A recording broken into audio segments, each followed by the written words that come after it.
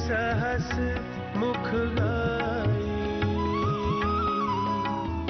तुलसीदास मारुत सुत की प्रभु निज मुख करत बड़ाई।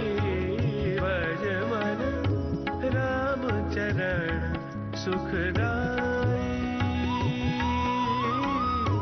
राम चरण सुखदाई। भज मन राम चरण सुखदाई। राम चरण सुखदाई।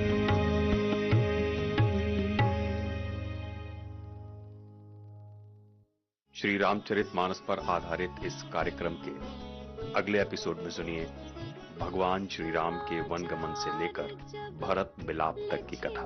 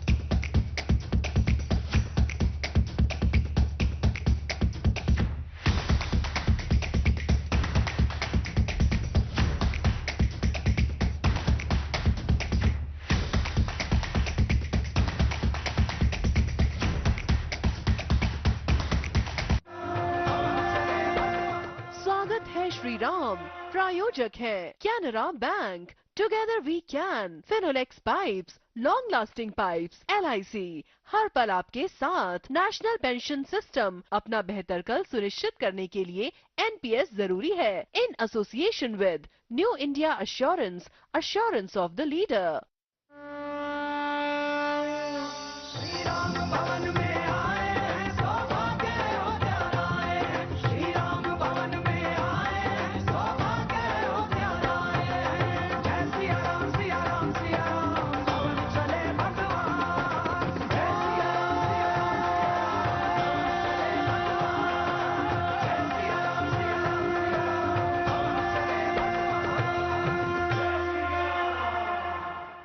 राम सिया राम जय जय राम। राम सिया राम जय जय राम।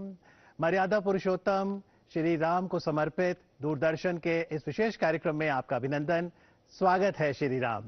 मैं हूं अमित अरोड़ा। 22 जनवरी को विराजेंगे प्रभु राम और उत्सव के लिए सजा है अयोध्या धाम। कैसी तैयारियां हैं कार्यक्रम में आपको बताएंगे, साथ ही दिखाएंगे कि प्रभु राम के जीवन का बहुत ही सुंदर वर्णन एक नवीन प्रस्तुति गीत संगीत के माध्यम से, जिसका शीर्षक है चौपाई के स्वर श्री राम की गाथा और राम रमैया गाए जा। इसके अंतर्गत आज जो सांस्कृतिक अनुष्ठान होना है उसमें हमारे साथ अयोध्या धाम से जुड़ेंगे आचार्य मिथिलेश नंदिनी शरण। तो आइए चलते हैं प्रभु श्री राम की जन्मस्थली अयोध्या धाम और जुड़ते हैं हमारे सहयोगी डॉक्टर प्रवीण तिवारी के साथ। जय सिया राम। जय श्री राम। दोस्तों, अयोध्या में मां सरयू का ये घाट है। आज का एपिसोड बहुत दिलचस्प होने जा रहा है, इसलिए लगातार हमारे साथ बने रहें।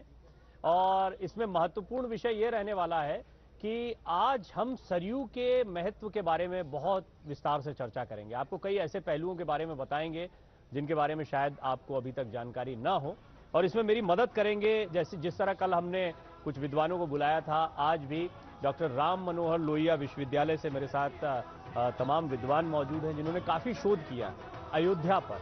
अयोध्या दर्शन जिसकी हम बात करते हैं, अयोध्या में बहुत सारी जगह प्रभु श्री राम का जन्मभूमि स्थान तो महत्व का है ही, जिसको लेकर पूरे देश में और दुनिया में इस वक्त उत्साह का माहौल देखने को मिलता है, जहां जहां भी राम भक्त मौजूद हैं। लेकिन साथ ही साथ एक और महत्वपूर्ण बात कि यहां पर हजारों वर्ष पुराने कई और मंदिर हैं, और ये मंदिर आज भी हैं। आज ही मैं जैसे चक्रहरि मंदिर देख रहा था या अन्य जगहों को देख रहा था, ये सारे मंदिर बताते हैं कि कितना गौरवशाली इतिहास इस जगह का रहा है।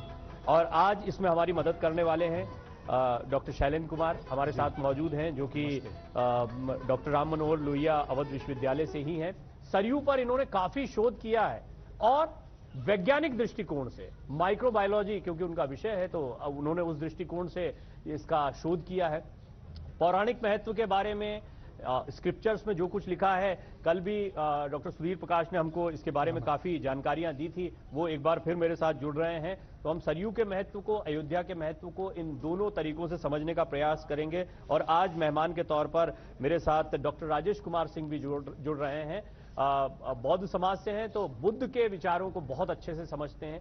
बुद्ध के लिए भी ये नगरी बहुत महत्वपूर्ण रही है, उनका भी इससे कनेक्शन रहा है गहरा, तो उसको भी समझने की कोशिश करेंगे। मैं आप तीनों का हार्दिक आभार व्यक्त करता हूं, तहे दिल से स्वागत करता हूं। अच्छा, जब भी हम बात करते हैं अयोध्या की, तो मैं किसी भी मंदिर में जाता हूं, या आज जिनको हम प्राचीन मंदिर मानते हैं, तो वो कहीं ना कहीं 2000 साल पहले विक्रमादित्य जी के काल के आसपास दिखाई देता है। बहुत सारे, जैसे नागेश्वर नाथ मंदिर है, 32 पुतलियां देखी, मैं बड़ा रोमांचित हो गया।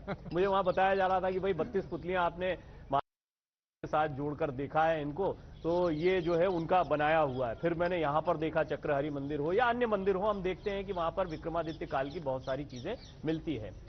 महाराजा विक्रमादित्य का किस तरह का योगदान रहा, क्या इतिहास है, क्या बातें हमको मिलती हैं, इस पर बहुत सारा शोध करने की आवश्यकता है। इसके विषय में हम जरा जानने की कोशिश करें। गौरवशाली भारतीय इतिहास के एक नायक, शूरवीर योद्धा, जिन्होंने अपने साहस और पराक्रम से मातृभूमि को अक्षुण्ण बनाए रखा, वहीं अपनी कर्तव्यनिष्ठा और धर्मपरायणता का अनुपम उदाहरण पेश करते हुए ऐतिहासिक धर्मस्थलों को नवजीवन प्रदान किया। ये थे उज्जैन नरेश चक्रवर्ती सम्राट विक्रमादित्य। सम्राट विक्रमादित्य अपने कार्यों से लोकप्रिय और भारतीय अस्मिता के उज्जवल प्रतीक रहे हैं। वे शक विजेता, संवत प्रवर्तक, वीर, दानी, न्यायप्रिय और शक्ति संपन्न थे। मर्यादा पुरुषोत्तम श्री राम की पावन जन्मस्थली अयोध्या को विक्रमादित्य ने धूल धूसरित अवस्था से भव्य और दिव्य स्वरूप प्रदान किया। इतिहास के पन्ने पलटे तो प्रभु राम के गोलोक गमन पर अयोध्या वीरान हो गई थी। तब महाराज कुश ने इसे फिर जीवंत किया। ये पावन नगरी जब फिर लुप्त हो गई, तब लगभग 2500 वर्ष पूर्व विक्रमादित्य ने इसकी खोज कर इसे पुनः बसाया था। विक्रमादित्य ने अयोध्या का जीर्णोद्धार कराने के साथ राम जन्मभूमि पर भव्य मंदिर का निर्माण कराया। इस मंदिर में एक सर्वोच्च शिखर, 7 कलश और कसौटी के 84 स्तंभ थे। मंदिर के आसपास 600 एकड़ का विस्तृत मैदान था, जिसमें सुंदर उद्यान और मनोहर लता कुंज थे। मंदिर के गोपुर में नित्य प्रातःकाल भैरवी राग में शहनाई का वादन होता था।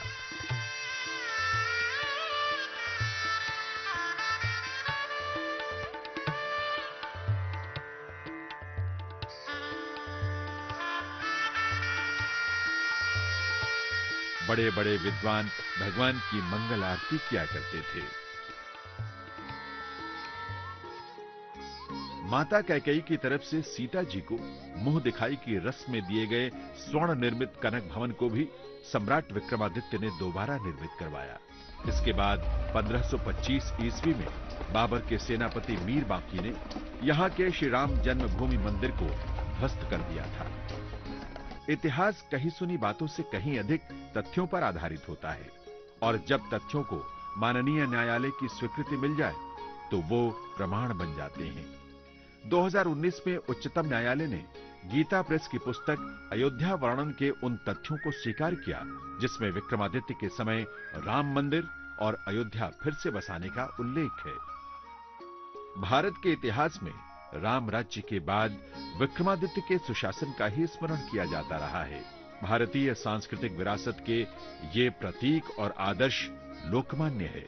सम्राट विक्रमादित्य ने भगवान शंकर के 12 ज्योतिर्लिंगों में से एक उज्जैन में महाकाल और अयोध्या में राम मंदिर को नया वैभव प्रदान कर सनातन धर्म को कई मायनों में गौरवान्वित किया। स्वागत है श्री राम।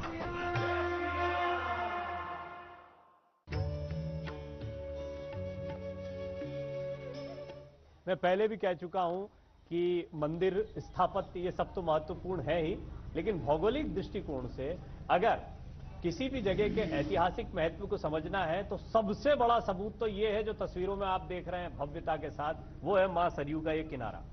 तो मैं एक एक करके तमाम मेहमानों से बातचीत करना चाहूंगा। डॉक्टर शैलेंद्र, मैं शुरुआत आपसे करता हूं। मुझे, क्योंकि आपने काफी शोध इस पर किया है सरयू पर, तो मुझे बताएं कि इसका ऐतिहासिक महत्व क्या है, वर्तमान में आप किस तरह के शोध इस पर कर रहे हैं, क्या जानकारियां मिली हैं।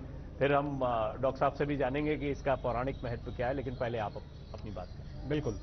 सबसे पहले तो मैं इस सरयू नदी के बारे में बताना चाहूँगा कि ये कहाँ से शुरू होती है और कहाँ तक जाती है, इसका जो कवरेज है।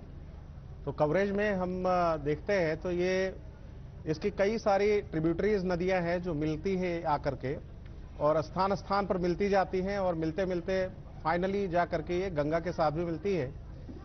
इसमें शुरुआत जो होती है ये चीन में स्थित मानसरोवर से होती है, जहाँ से ये नदी निकलती है, और वहां से निकलकर ये उत्तराखंड और नेपाल के बीच से, बॉर्डर से, मतलब ये नदी ही दोनों देशों का विभाजन भी करती है, भारत और नेपाल का। वहां से होते हुए ये आती है, और वहां पर इस नदी को हम लोग काली नदी के नाम से जानते हैं, क्योंकि ये पहाड़ में इतनी गहराई से होकर के निकलती है कि जहां पर सूर्य की रोशनी भी नहीं आती। जी हाँ, अंधेरा और ये सारे जो इलाके हैं इनमें बड़ा बड़ा इसका चंपावत का क्षेत्र है, इसमें बहुत माना जाता है। तो वो जो अंधेरा रास्ता है जिधर से निकलती है, इसी वजह से इसका नाम वहाँ काली नदी है। उससे आगे जब ये बढ़ती है तो टनकपुर के पास से हम इसको शारदा नदी के नाम से जानते हैं, और टनकपुर से आगे फिर बढ़ते हुए पीलीभीत होते हुए ये पलिया कला होते हुए आती है। इसी के पास हम देखते हैं कि नेपाल से दो नदियां आ रही हैं, करनाली और कौड़ियाला, जो कतरनिया घाट के पॉइंट पर आकर के दोनों का संगम होता है, और वो दोनों नदियां मिल के फिर आगे बढ़ती हैं, वो आती हैं शारदा के साथ मर्ज होती हैं। ये सीतापुर जिले में है, बहराइच और बाराबंकी और सीतापुर जिले और बहराइच तीनों का ही बॉर्डर का पॉइंट पड़ता है जी। चहलारी घाट एक जगह, चहलारी घाट में इनका फिर एक संगम होता है। उससे आगे फिर ये नदी घाघरा के नाम से जानी जा रही है, और ये फिर आगे बढ़ते हुए बाराबंकी जिले से अयोध्या में जिसे हम सरयू के नाम से जानते हैं, और इसका सरयू के नाम से ही पौराणिक महत्व है जी। ये वही सरयू नदी है जिस नदी के तट पर राजा दशरथ ने एक शेर के शिकार को करते समय श्रवण कुमार की अनजाने में हत्या हुई थी। और इससे आगे फिर ये नदी बढ़ती है तो अपने ये अंबेडकर नगर, आजमगढ़ होते हुए बलिया के पास से, देवरिया से होते हुए बलिया जिले को क्रॉस करते हुए ये छपरा जिला जो बिहार में आता है वहां तक जाती है, और वहां पर इसमें आकर के गंगा नदी का भी मर्जर होता है। गंगा नदी जो एक लंबा रास्ता चल के आती है। हम इस पर बात कर रहे थे, बड़ी काव्यात्मक बात थी, तो मैं उसको ऐड ऑन कर देता हूं कि गंगा भी बेकरार रहती है सरयू से मिलने के लिए। मैंने कहा सरयू गंगा में जाकर मिल जाए, आमतौर पर ऐसा कहा जाता है क्योंकि गंगा बड़ी नदी है, लेकिन डॉक्टर साहब ने मुझे समझाया कि किस तरह से सरयू में गंगा आकर मिल रही है, और ये बड़ा दिलचस्प और भावनात्मक पहलू था। हम थोड़ा और विस्तार से चर्चा, कुछ और छोटा ऐड ऑन करना चाहें तो फिर मैं एक एक करके सबके कमेंट। जी जी, इसमें जैसे आपने कहा ना कि गंगा सरयू से मिलने को बेकरार रहती है, इसको हम लोग ऐसे भी समझ सकते हैं कि पूरा रास्ता गंगा चल के जाती है और दक्षिण उत्तर प्रदेश को कवर करते हुए और वापस फिर आती है पूर्वोत्तर किनारे पर, जहां कर पहुंचते हुए फिर ये सरयू के साथ मिलती है जी। डॉक्टर सुधीर, अब इसका पौराणिक महत्व थोड़ा सा आप बताएं फटाफट, क्योंकि हम सारे मेहमानों को भी शामिल कर लें। पहले सबको जय जय श्री राम। जय श्री राम।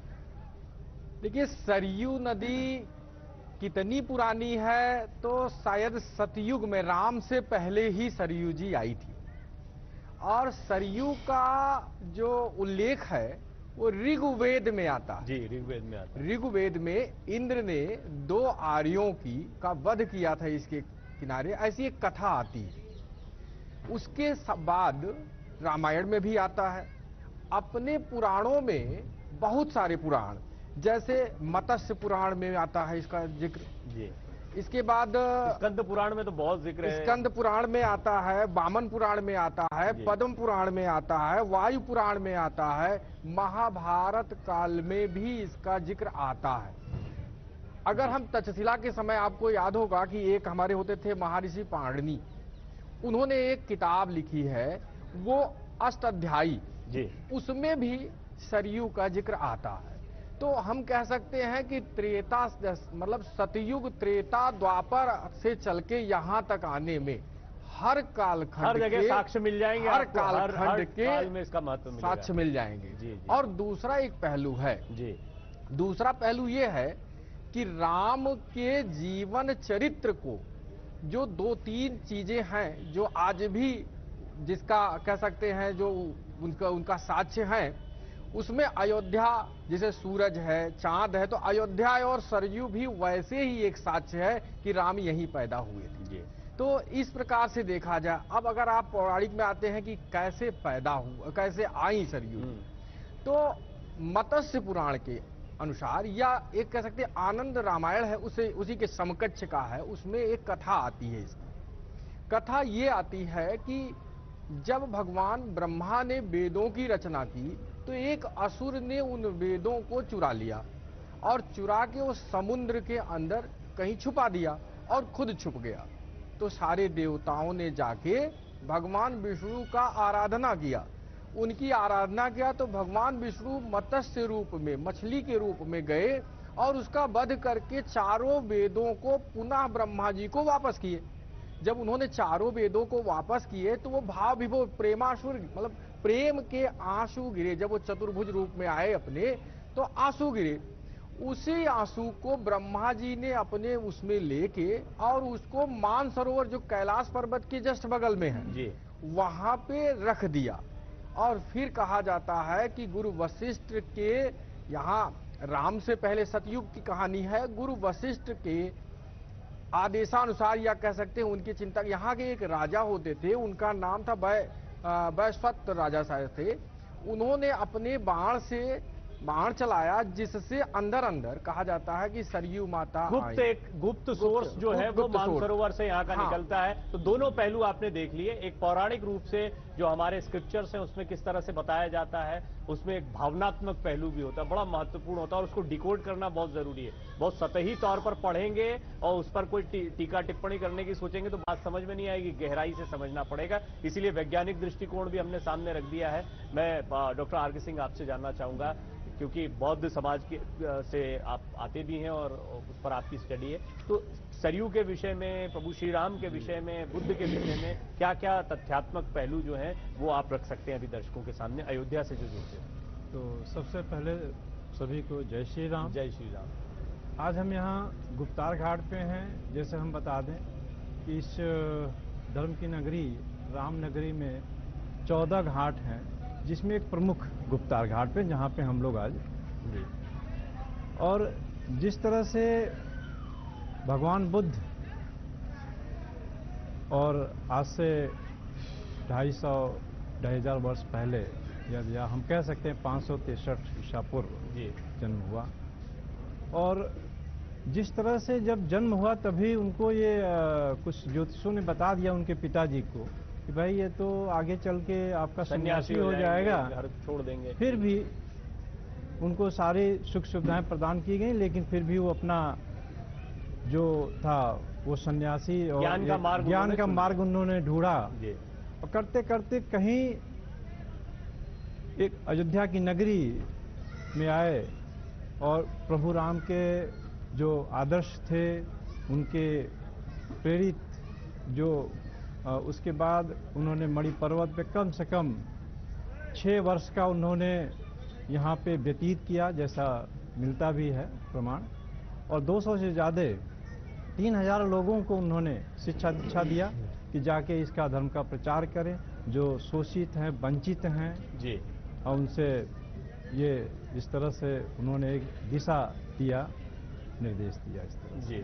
तो ये महत्व कई जगहों पर देखने को मिलता है। बहरहाल जब अयोध्या आप आएंगे तो कई कलाकार हैं, वो अपनी कलाकृतियों को भी यहाँ पर रख रहे हैं। कलाकृतियों से तात्पर्य ये है कि कोई आपको सैंड आर्टिस्ट मिलेगा, कोई रंगोली खूबसूरत बनाते हुए मिलेगा। मैं खुद भी जब यहाँ पर अयोध्या में अलग अलग जगहों पर गया तो कई बच्चे मिले, कई अच्छी पेंटिंग्स बना रहे हैं, कई रंगोलियां बना रहे हैं। किस तरीके से वो अपने आर्ट को यहाँ पर रख रहे हैं, लोगों के बीच में एक मौका, एक सुअवसर उनको 22 तारीख के कार्यक्रम के पहले मिला है, वो भी जरा देखिए आप।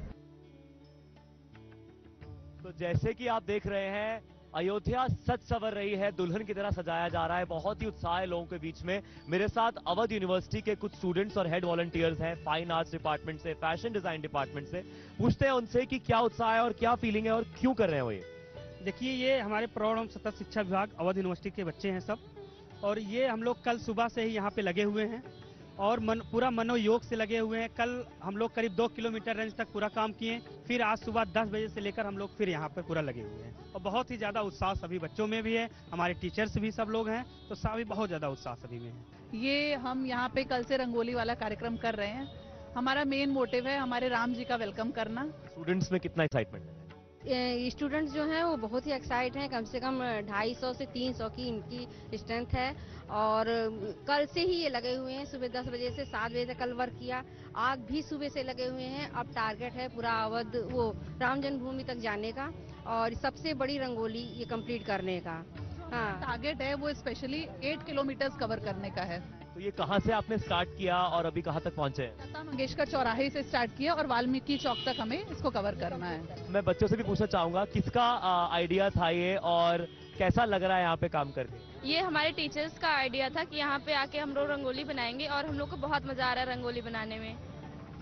और आपको कैसा लग रहा है और क्या एक्साइटमेंट है? प्रभु राम जैसे कह रहे हैं, श्री राम आएंगे 22 जनवरी को, उनकी प्राण प्रतिष्ठा कार्यक्रम है और आप आई थिंक एक तरह से एक वर्ल्ड रिकॉर्ड बनाना चाह रहे हैं, तो कैसा लग रहा है? बहुत ही ज्यादा एक्साइटमेंट तो बहुत है और बहुत मजा भी आ रहा है ये चीजें करके, क्योंकि ये वर्ल्ड रिकॉर्ड बन रहा है। 8 किलोमीटर की रंगोली बनाने का है, उसमें हम लोग को भाग दिया जा रहा है। ये बहुत ही अच्छी बात है, तो बहुत ही ज्यादा एक्साइटमेंट और बहुत ही अच्छा लग रहा है। कहीं ना कहीं आपको दिवाली वाली फीलिंग आ रही है यहाँ पे मिलके? दिवाली होली सब मिक्स हो गया है। आई एम सो हैप्पी कि हम अयोध्या में हैं और अयोध्या में हम लोग को ये मौका मिला कि हम लोग यहाँ पे डेकोरेशन करें, अपनी चीजों को और उभार के लाएं और हम लोग को लोग पहचाने अयोध्या के नाम से। होली की बात करें, ये जरा सबसे ज्यादा रंगी हुई इधर आइए, सबसे ज्यादा जो रंग में रंग गई है। आप बताइए, आपने कुछ ज्यादा ही मेहनत कर ली है मुझे लग रहा है। कैसा लग रहा है, क्या एक्सपीरियंस है? बहुत ही खुशी हो रही है कि हमें ये मौका मिला अयोध्या को सजाने का। हम लोग बहुत ही प्रयास कर रहे थे, टीचर्स से कांटेक्ट बना रहे थे कि सर कहीं भी किसी भी तरह से काम मिल जाए तो बहुत अच्छा होगा, हमें भी मौका मिलेगा अयोध्या में काम करने के लिए।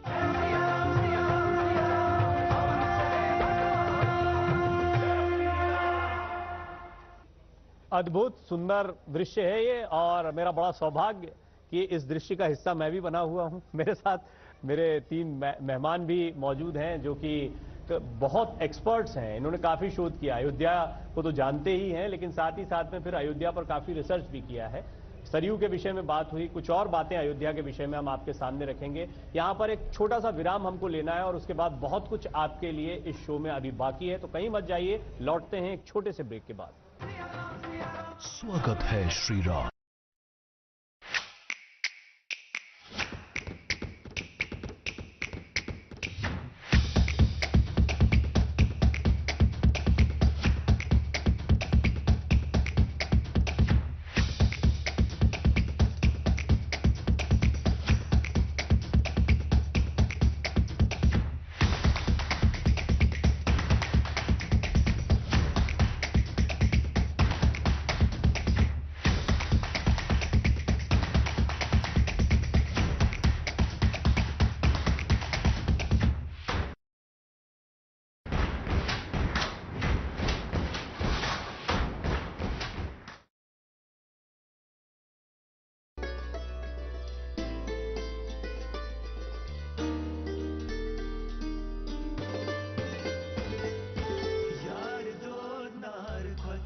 Zalam kotvan vesiye yarasvan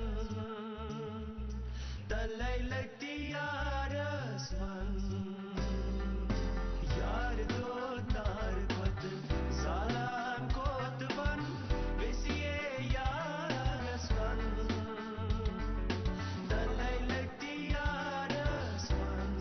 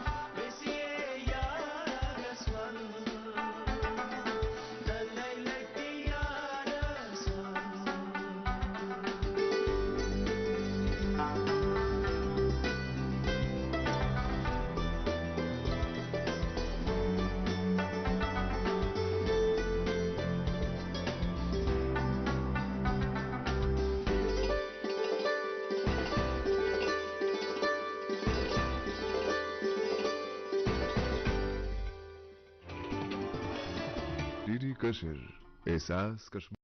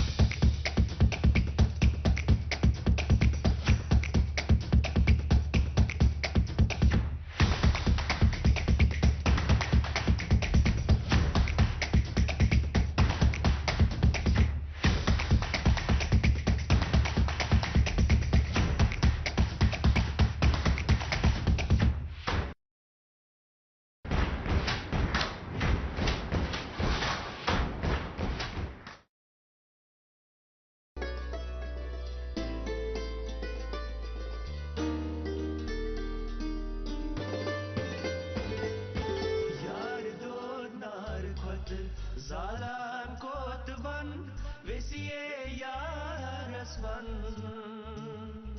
Talaylakti yarasvan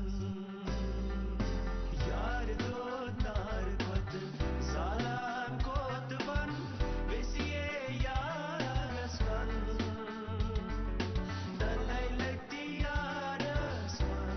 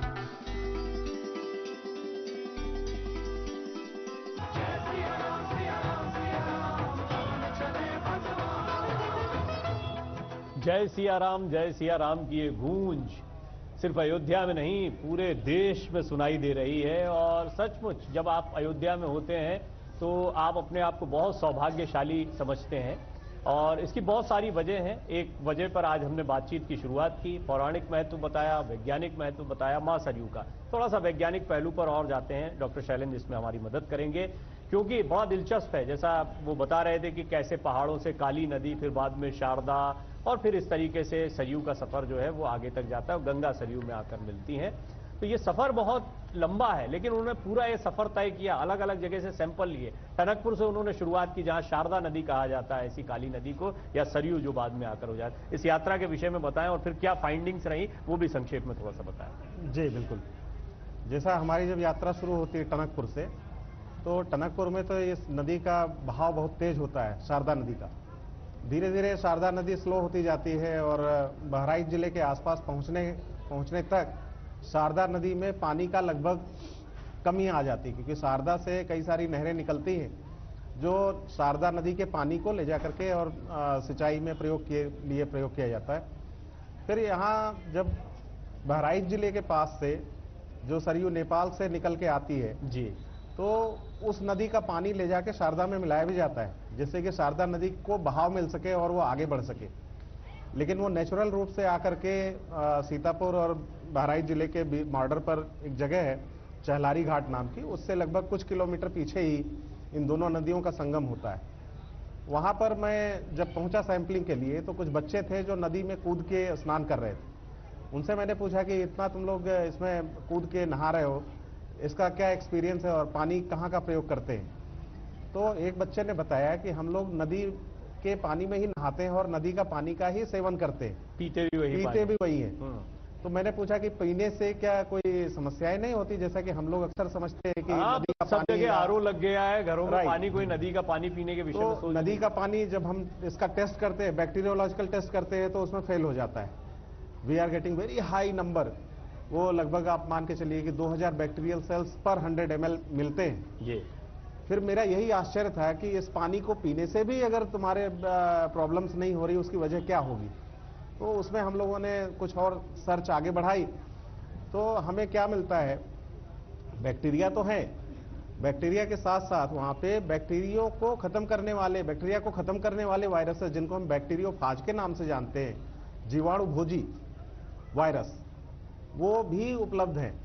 जैसा कि हम लोगों ने ऐसा सुना है और पढ़ा है और रिसर्च में भी प्रूव किया है कि गंगा के पानी में बैक्टीरियोफाजेस मिलते हैं, जिनकी वजह से बैक्टीरिया ये वो पॉइंट है जहां पर मैं इस चीज को समअप कर सकता हूं कि गंगा जितना ही, गंगा के विषय में बात कही जाती है कि उसका पानी, और ऐसा लोगों की मान्यता ही नहीं, उनका अनुभव भी है कि गंगा का पानी कभी खराब नहीं होता है, घरों में रखा जाता है, उसका आचमन किया जाता है, पूजन में उसका इस्तेमाल होता है, इतना पवित्र माना जाता है। अच्छा, फिर भी आपके जहन में सवाल आता होगा कि फिर वही कुंभ का मेला यहां भी लगना चाहिए, या गंगा जितना ही महत्व सरयू का होना चाहिए, ऐसा यहां पर कोई मेला, या आप इस महत्व को कैसे देखेंगे, गंगा और सरयू इन दोनों के महत्व का आकलन पौराणिक तथ्यों के आधार पर कैसे रखेंगे? जी, एक बहुत रोचक कथा आती है पद्म पुराण में, जिसको आप सभी लोग जानते होंगे कि एक बार काल एक बुजुर्ग के भेष में राम से मिलने आया था जी। तो उसके बाद फिर क्या होता है कि राम जी लक्ष्मण जी को कर देते हैं, शहर परित्याग करते हैं जी।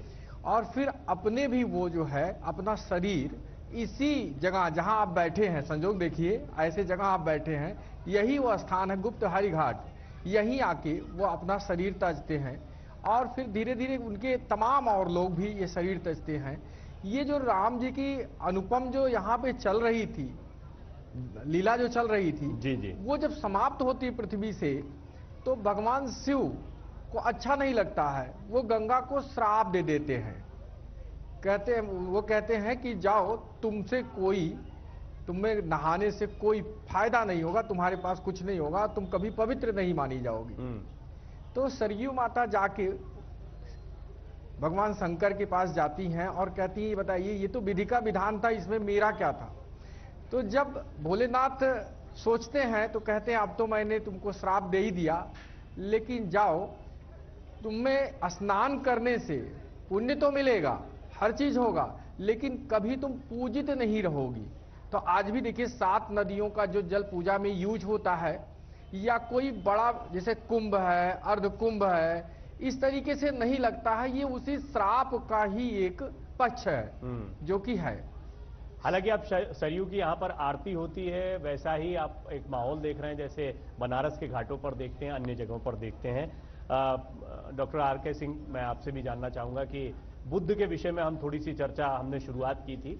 बुद्ध अयोध्या से कितने जुड़े हुए हैं और बौद्ध स्क्रिप्चर्स में किस तरीके से अयोध्या का वर्णन मिलता है?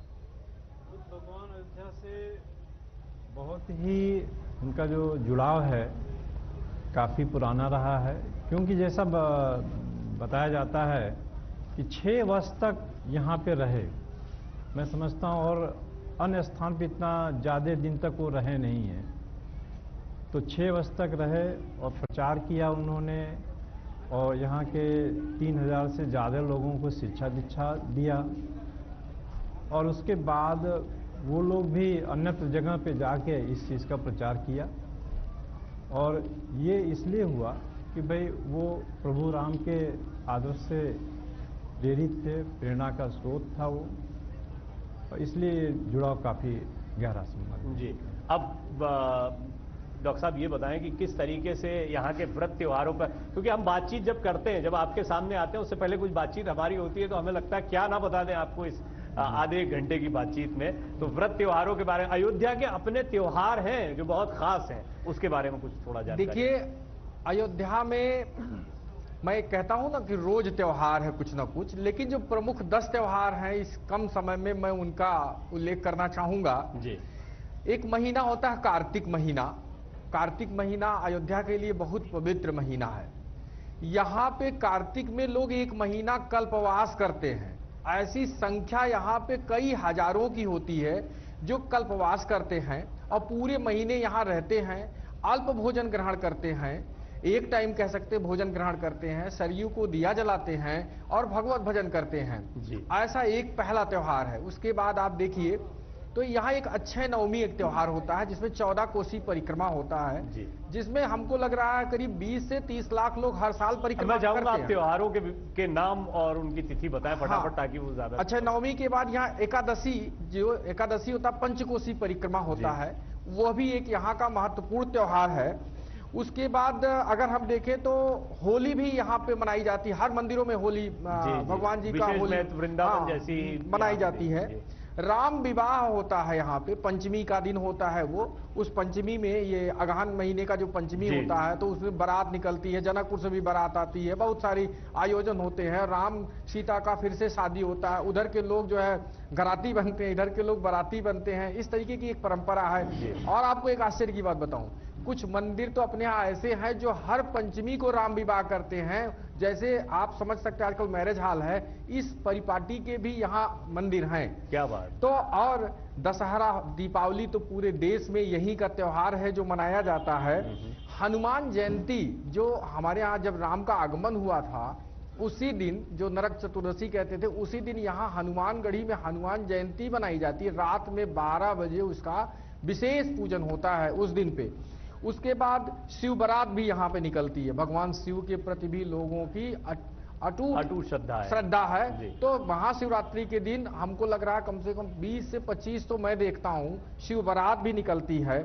शरद पूर्णिमा का भी त्योहार यहाँ पे होता है। शरद पूर्णिमा समझ रहे होंगे आप, शरद पूर्णिमा पूरे देश में है। और वो जो दंत धामन कुंड है वहाँ पे भगवान का जो है लक्ष्मी नारायण का एक वो निकाला जाता है, झांकी भी निकाली जाती है। दंत धामन कुंड पे बड़ा मेला भी लगता है। तो इस प्रकार से तुलसी विवाह भी होता है। बहुत सारे त्योहार हैं, इतने कम समय में कैसे गाकर मैं अभी यही बोल रहा था डॉक्टर साहब को कि अब इसको संक्षेप में समेटना पड़ेगा कार्यक्रम में कुछ चीजें। और चलते चलते आप कोई पॉइंट अगर ऐसा मिस कर रहे हो जो आप चाहते हो कि एड ऑन किया जाए, दर्शकों को जानकारी दी जाए। जी, जैसे मैंने बताया ना, मेरा एक अनुभव जिसमें बच्चे स्नान कर रहे थे और बताया उन्होंने कि जब ये पानी पीते हैं तो पेट सही रहता है। ऐसा एक मुझे वाकया याद आ रहा है कि अपने अयोध्या में भी कुछ मंदिरों में सरयू नदी का ही जल जाता है, जिससे वहाँ के जो महंत है वो स्नान करते हैं और उसी भोजन से, उसी पानी से उनका भोजन तैयार होता है। जी, तो ये पॉइंट्स थे जिनकी वजह से ऐसा हमको अट्रैक्शन होता है। मैं आप लोगों से जब बात करता हूं तो मुझे ऐसा लगता है कि बैठे बिठाए मुझे कई किताबों का ज्ञान एक जगह पर मिल गया। और यही मकसद होता है कि ज्यादा से ज्यादा नॉलेज दर्शकों तक भी पहुंचे।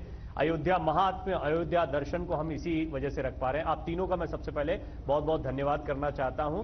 हमने लोगों से बातचीत की, वो भी आपके सामने रखेंगे। और जब उस बातचीत से आएंगे तो एक बहुत ही खास मेहमान से आपकी मुलाकात कराऊंगा। बड़ा प्यारा, बड़ा सुंदर गीत उन्होंने गाया है, उनसे थोड़ी सी बातचीत करेंगे और उनका वो गीत भी आपके समक्ष रखेंगे। आप तीनों का मैं बहुत बहुत धन्यवाद करता हूं। और देखते हैं क्या अयोध्या में आज मेरे सहयोगी हैं करण सिंह छाबड़ा, उन्होंने लोगों से बातचीत की है तो क्या लोगों का उत्साह है, क्या क्या उन्होंने देखा, वो इस रिपोर्ट में देखिए।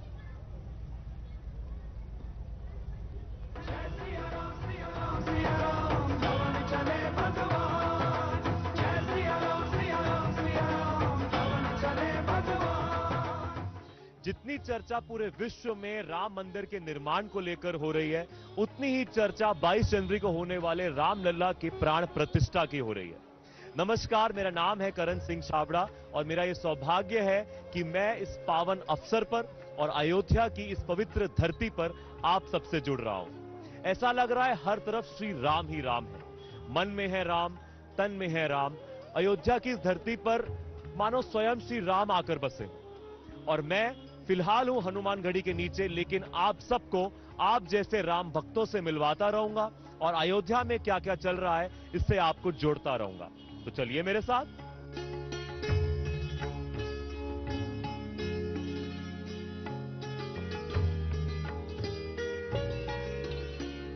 तो हनुमानगढ़ी के नीचे मैं खड़ा हूं और मेरे साथ यहां देश विदेश से आए हैं राम भक्त, अमेरिका से, मुंबई से और देश के अलग अलग हिस्सों से। सबसे पहले तो मैं इनसे ये जानना चाहूंगा कि हनुमानगढ़ी की क्या मान्यता है।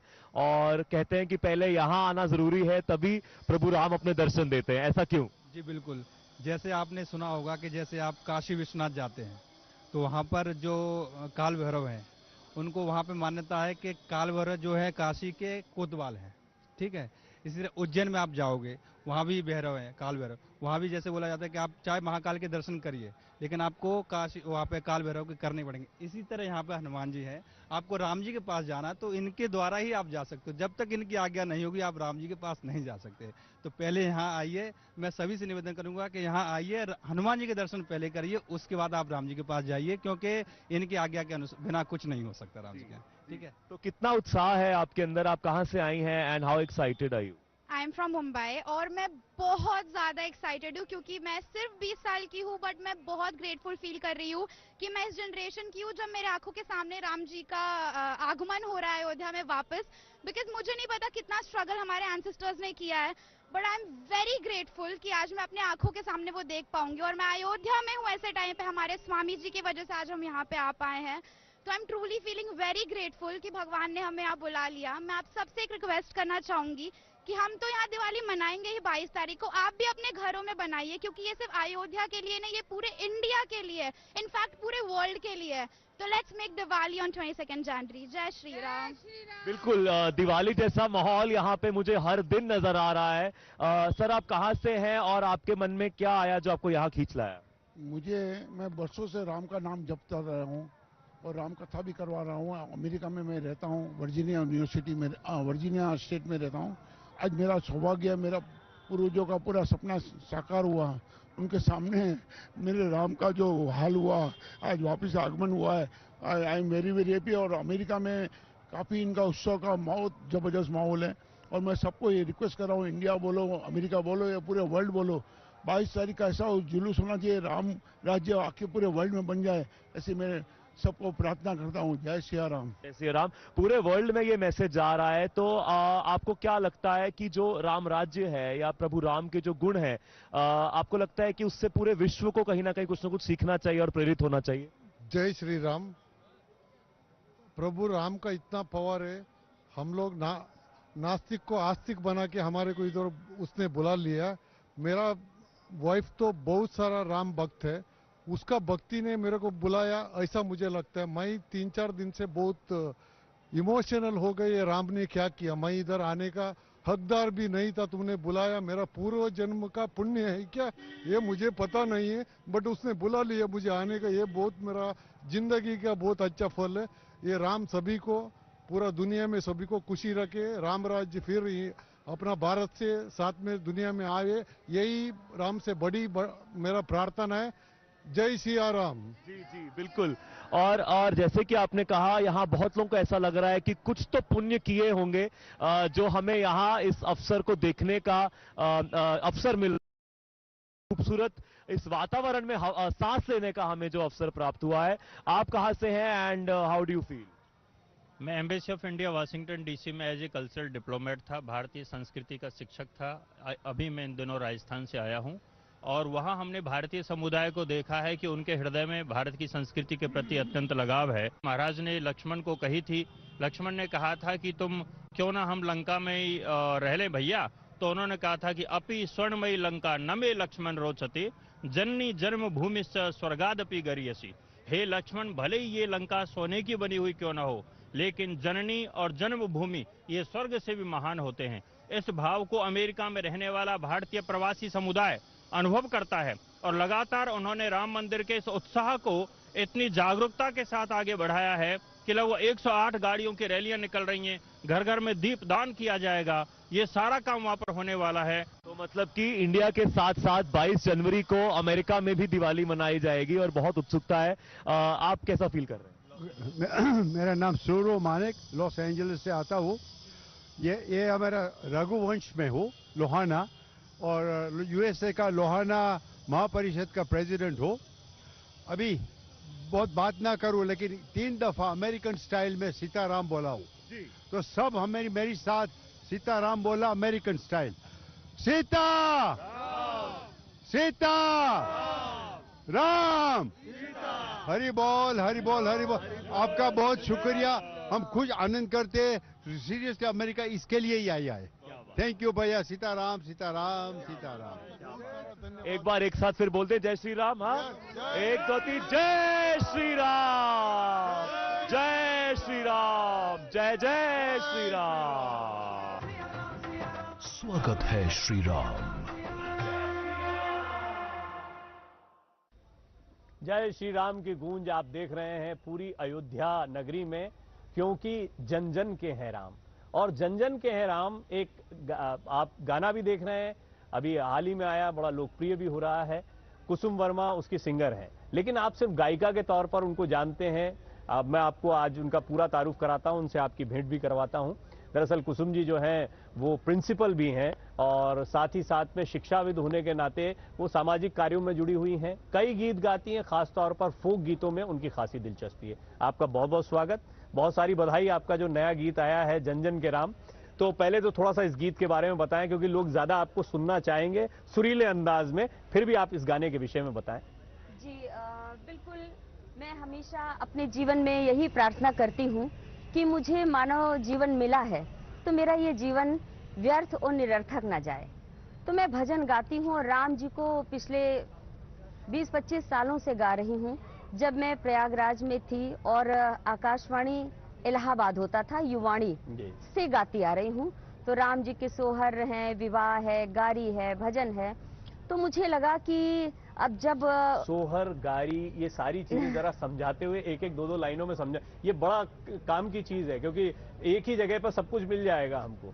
तो आप बताएं, थोड़ा सा एक एक डिफाइन करें छोटा सा, और उस पर कुछ गा के बताएं कि इसको ये कहते हैं, इसको ये कहते हैं। देखिए, हमारी जो भारतीय संस्कृति है ये बड़ी समृद्ध है।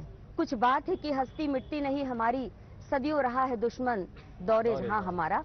तो जो हमारी ये राम संस्कृति है ये बड़ी समृद्धि है। देखिए, विवाह जो हमारे यहाँ होता है, राम बारात होती है और हर वर को प्रभु श्री राम का रूप माना जाता है, और जो कन्या होती है, दुल्हन होती है, उसको सीता का रूप माना जाता है। इसलिए जो राम जन्म के गीत हैं, विवाह के गीत हैं, ये बहुत आत्मा से जुड़े हैं। सुनाइए कुछ। श्री राम जी के जन्म भये चैत राम नवमी, श्री राम जी के जन्म भये चैत राम नवमी, चैत राम नवमी, हाँ चैत राम नवमी, चैत राम नवमी, हाँ चैत राम नवमी। श्री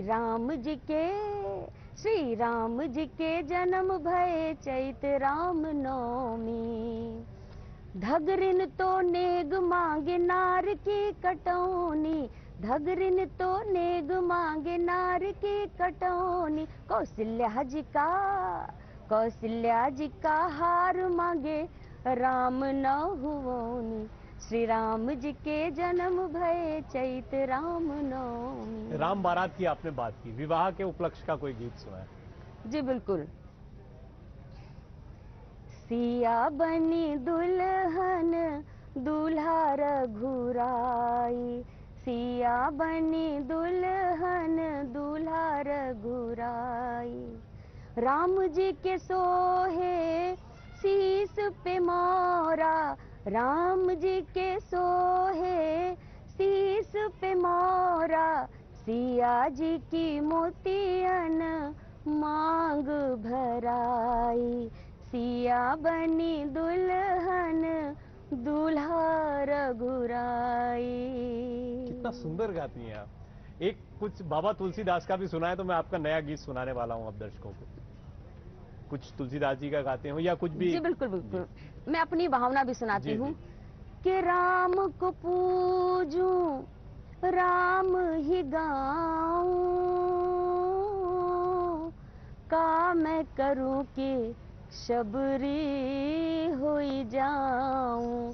राम सिया राम, सिया राम जय जय राम, राम सिया राम, सिया राम जय जय राम। एक और ये बहुत अच्छी बहन है। शोभा देखो राम की मेरे अयोध्या धाम की, हाँ शोभा देखो राम की, हाँ मेरे अयोध्या धाम की। नाच रही है सृष्टि सारी, संग नाचे हनुमान जी, हाँ संग नाचे हनुमान जी। सारी नगरिया में छाया है बस एक नाम जी, ओ मेरे राम जी। हरे रामा रामा रामा हरे हरे, हरे कृष्णा कृष्णा कृष्णा हरे हरे।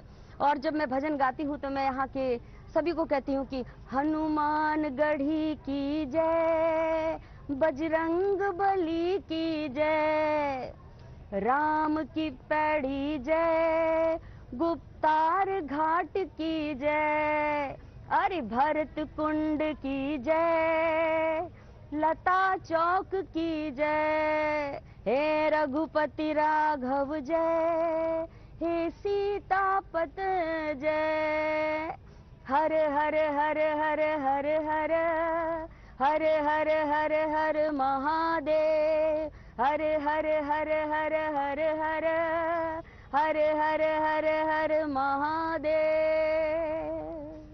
एक संक्षिप्त बातचीत में आनंद से सराबोर हो गया मैं, और निश्चित तौर पर यह आनंद आप तक भी पहुंचा होगा। आपके जो नया वीडियो आया है, गाना आया है, उसके लिए आपको बहुत सारी शुभकामनाएं। इसी तरह गाते रहें, इसी तरह से भक्ति का प्रचार करते रहें, संस्कारों का प्रचार प्रसार करते रहें। ऐसी शुभकामनाएं, ऐसी मंगल कामनाएं आपके लिए। जन जन के राम जिस गीत की बात हुई है वो गीत आपके समक्ष रखने जा रहे हैं। उससे पहले आपका बहुत बहुत धन्यवाद और तमाम दर्शकों का बहुत बहुत धन्यवाद। हम लगातार यहाँ गुप्तार घाट से आप तक ये खास पेशकश लेकर आ रहे हैं। अयोध्या की कोई चीज नहीं चूकेगी, सारी तस्वीरें, सारा आनंद, सारी भक्ति आपके सामने दूरदर्शन के जरिए रखते रहेंगे। फिलहाल आप कुसुम जी का जो नया गीत है वो सुनिए और मुझे दीजिए इजाजत।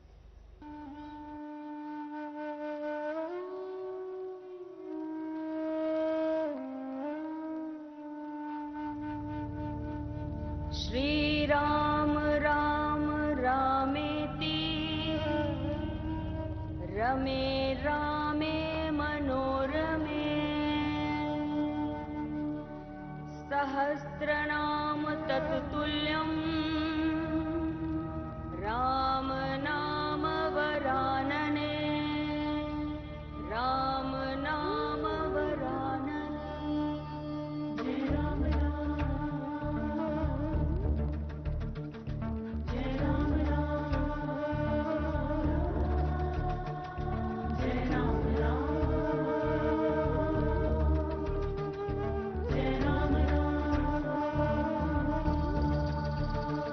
जय राम राम जय राम राम जय राम राम जय राम जय राम राम जय राम राम जय राम राम जय राम। हे सीतापते राम राम, हे दशरथ नंदन राम, हे अवधपति श्री राम राम, हे रघुपति राघव राम, हे रघुपति राघव राम राम, तुम हो जन जन के राम। जय राम राम जय राम राम जय राम राम जय राम, जय राम राम जय राम राम जय राम राम जय राम, जय राम राम जय राम राम जय राम राम जय राम।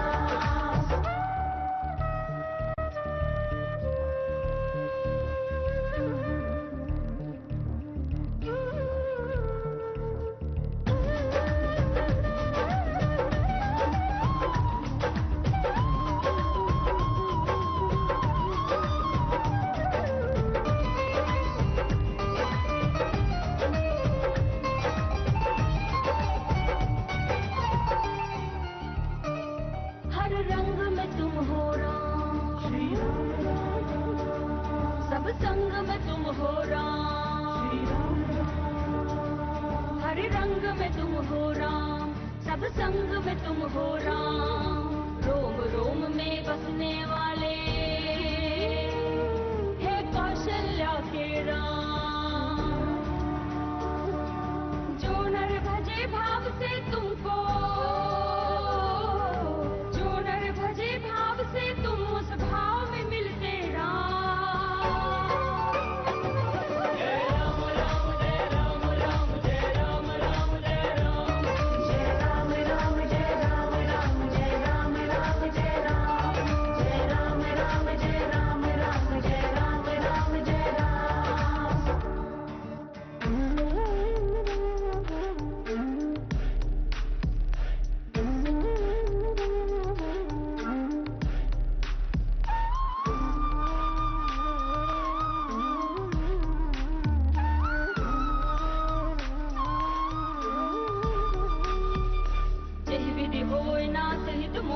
करहु सुबेगी दास मैं तोरा। राम राम राम राम राम राम राम सो तुम जानहु अंतर जामी पूर्वहु मोर मनोरथ स्वामी। राम राम राम राम राम राम राम जा पर कृपा राम की होई ता पर कृपा करे सब कोई। राम राम जय राम राम राम राम जय राम राम राम राम जय राम राम राम राम जय राम राम जय राम राम जय राम राम जय राम राम जय राम जय राम राम जय राम राम जय राम राम। स्वागत है श्री राम। जय राम राम जय राम राम जय सिया राम। गीत संगीत के लिए, अयोध्या दर्शन के लिए आप सभी का आभार। दूरदर्शन पर आप देख रहे हैं आत्मीय प्रस्तुति स्वागत है श्री राम। हम कथा सुनाते राम सकल गुणधाम की, ये रामायण है एक पुण्य कथा श्री राम की। अगर राम कथा की बात करें तो सबसे पहले ये कथा महर्षि वाल्मीकि ने रामायण में लिखी। उसके बाद गोस्वामी तुलसीदास जी की रामचरितमानस भी बहुत लोकप्रिय हुई। ये विषय फिर बहुत से कवियों, संतों और कलाकारों ने अपनी अपनी प्रस्तुतियों के माध्यम से जन जन तक पहुंचाया। इसे फिल्मों में भी उठाया गया, जैसे कि 1943 में फिल्म आई राम राज्य। लेकिन मैं खास तौर पे बात करना चाहूंगा 1987 की, 1987, जब आपके अपने दूरदर्शन पर धारावाहिक रामायण आया। रामानंद सागर जी द्वारा कृत रामायण ने घर घर में राम कथा को पहुंचाया। और आपको याद होगा सन 2020 में जब कोविड काल था तो रामायण का पुनः प्रसारण भी हुआ। काल कोई भी रहा हो, लेकिन राम की एक कथा हमेशा ही प्रासंगिक रही है, क्योंकि ये हमें जीवन मूल्यों से जोड़ती है, क्योंकि हमारे अंदर आध्यात्मिक चेतना लाती है। तो आइए राम की इस कथा को एक नवीन स्वरूप में आपके सामने रखते हैं। और इसके बहुत ही खूबसूरत स्वर हैं, चौपाई के स्वर श्री राम की गाथा। जय सिया राम।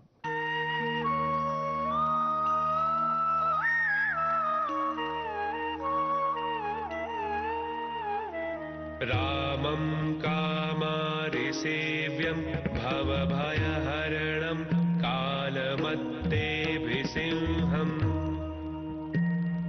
योगीन्द्रं ज्ञानगम्यं गुणनिधिमजितं निर्गुणं निर्विकारम्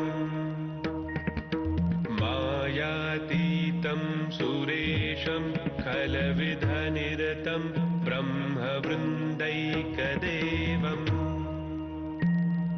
वन्दे कन्दावदातं सरसिजनयनं देवमुर्वीशरूपम्।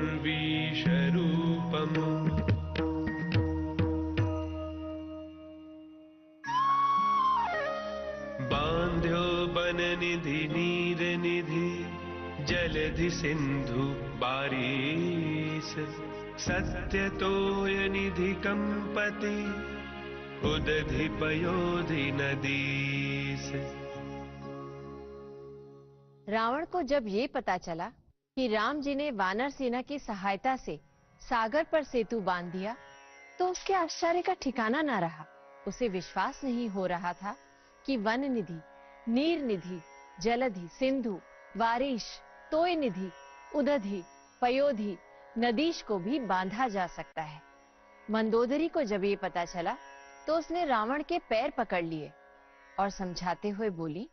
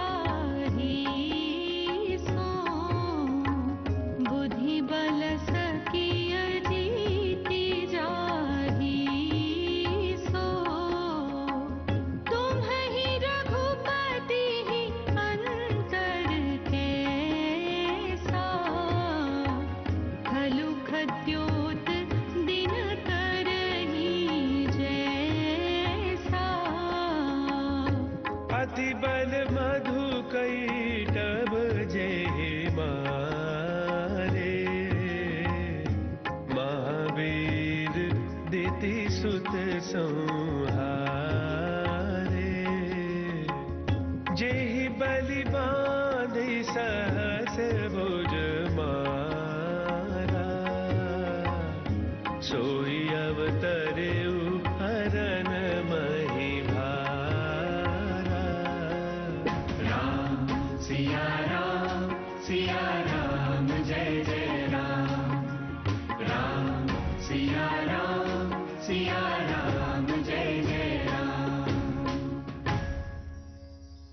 हे नाथ, जिसे बुद्धि और बल से जीता जा सके उसी से बैर करना चाहिए। आप में और रघुपति में वैसा ही अंतर है जैसे छोटे से जुगनू और सूर्य में होता है, जिन्होंने अत्यंत बलशाली मधु और कैटभ को मार दिया, दिति के महाबलशाली पुत्रों का संहार कर दिया, जिन्होंने बलि को पराजित करके सहज भुज को मारा। वही नारायण धरती का भार हरने के लिए अवतरित हुए हैं। मंदोदरी ने रावण को बहुत समझाया, परंतु वह अपने बल के मद में चूर कुछ समझने को तैयार न था। उसके बेटे प्रहस्त ने भी उसे समझाने का प्रयास किया।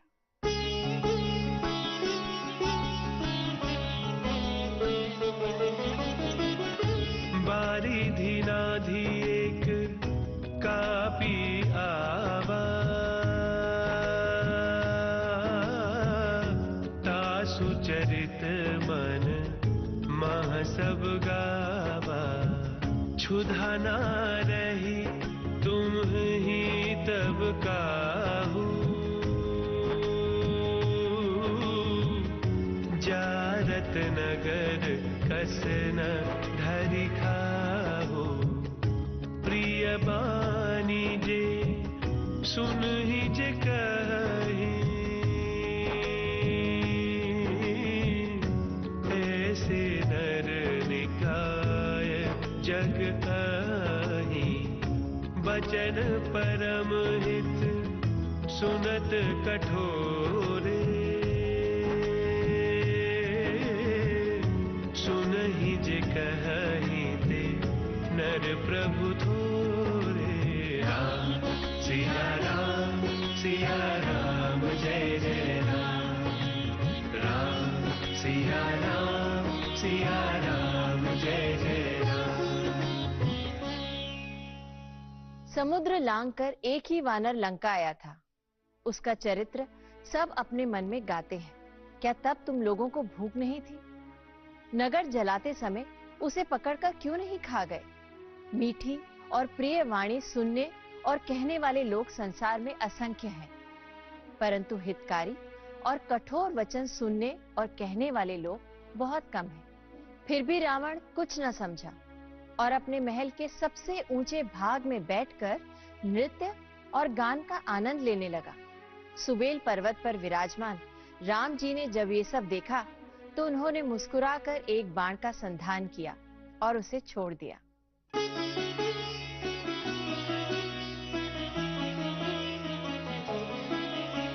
छत्र मुकुट ताटंक सब हते एक ही बाण।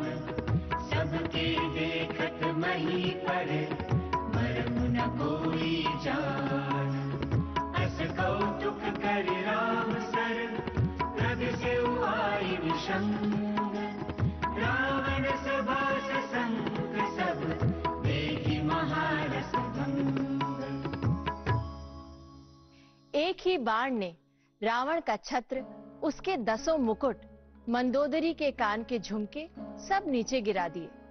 सबके देखते देखते ये सब भूमि पर गिर गए, पर कैसे हुआ ये रहस्य कोई नहीं जान सका। राम जी का बाण ऐसा अद्भुत खेल करके राम जी के तरकश में वापस लौट आया। रावण की सभा में ऐसा महाविघ्न देखकर सब सशंकित हो गए। मंदोदरी ने फिर समझाया, पर रावण कुछ नहीं माना। अगले दिन राम जी ने शांति समझौता करने का अंतिम प्रयास किया और बाली पुत्र अंगद को अपना दूत बनाकर रावण के पास भेजा। अंगद ने रावण को बहुत समझाया, पर उसने बहुत वाद विवाद किया और राम जी के लिए अपशब्द कहने लगा।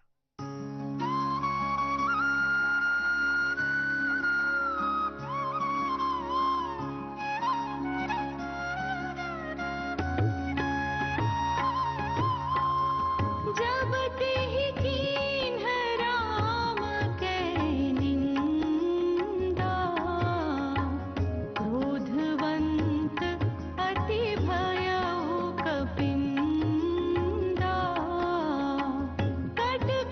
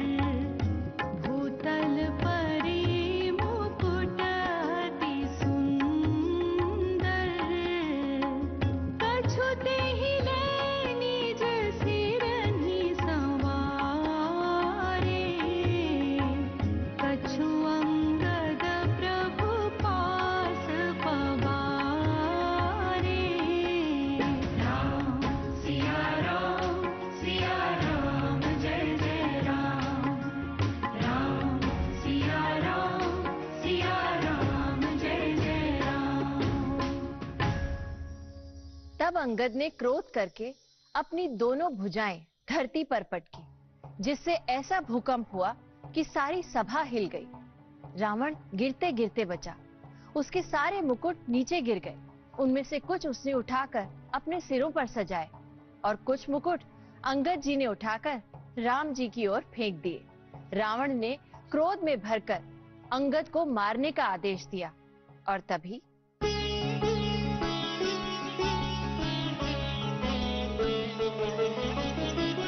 समुझी राम प्रताप कपि कोपा,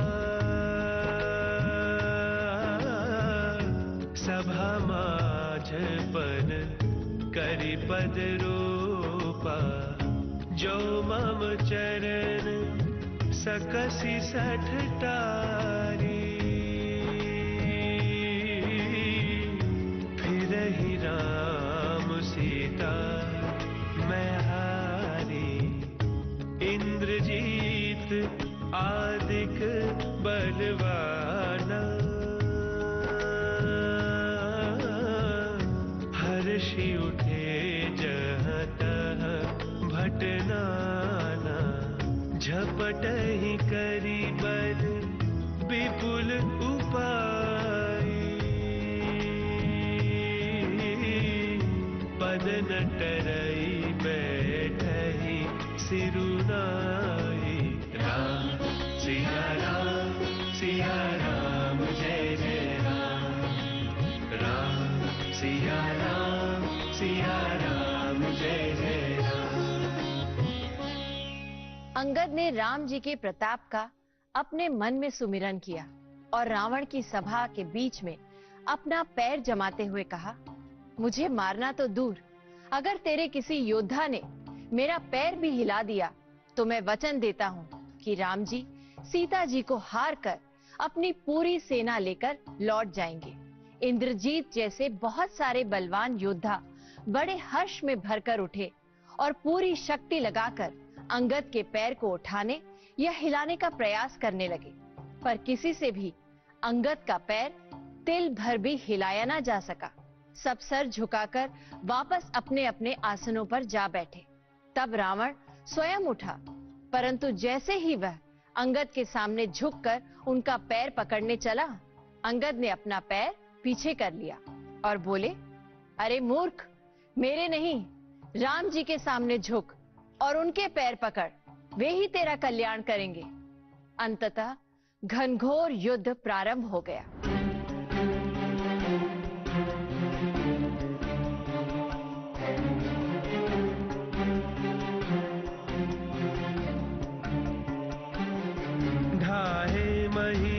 शिखर कोटिन विविध विधि गोला चले, गहरात जिमि पविपात कर जत जनु प्रलय के बादले, मरकट विकट भट जुटत कटतन लटत तन जर जर भय, गहि सैन तेहि गढ़ पर चला, वहीं जह सो तह निशिचर है।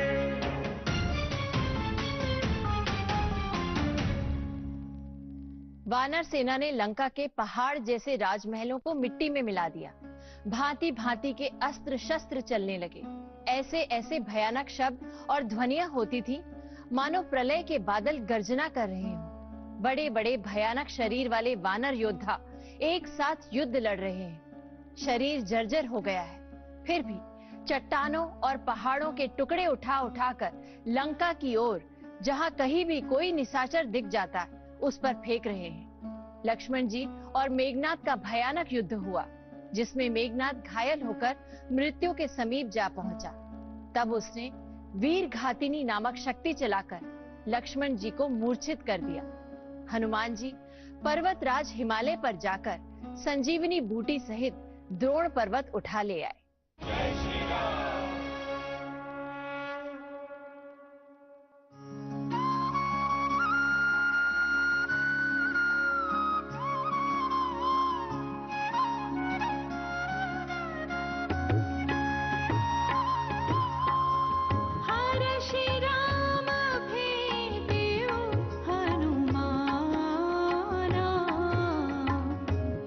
कृतज्ञ प्रभु परम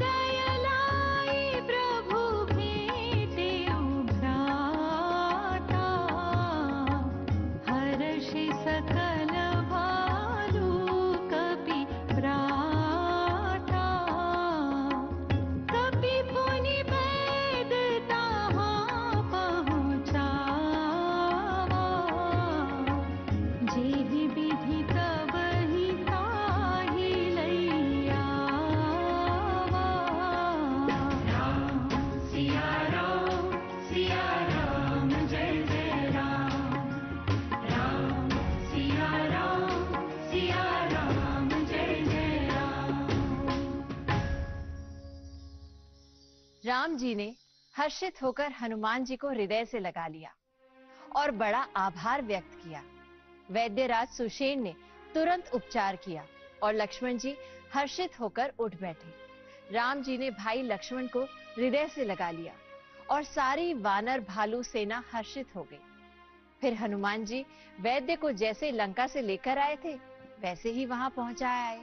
रावण ने जब ये समाचार सुना तो उसे बड़ा क्रोध आया और उसने अपने भाई कुंभकर्ण को जगाया। वो एक बार उठकर खा पीकर सो जाता था और 6 महीने तक सोता रहता था। रणभूमि में आकर कुंभकर्ण ने त्राहि त्राहि मचा दी। सेना सहित देवताओं और ऋषि मुनियों तक के मन में भय उत्पन्न हो गया।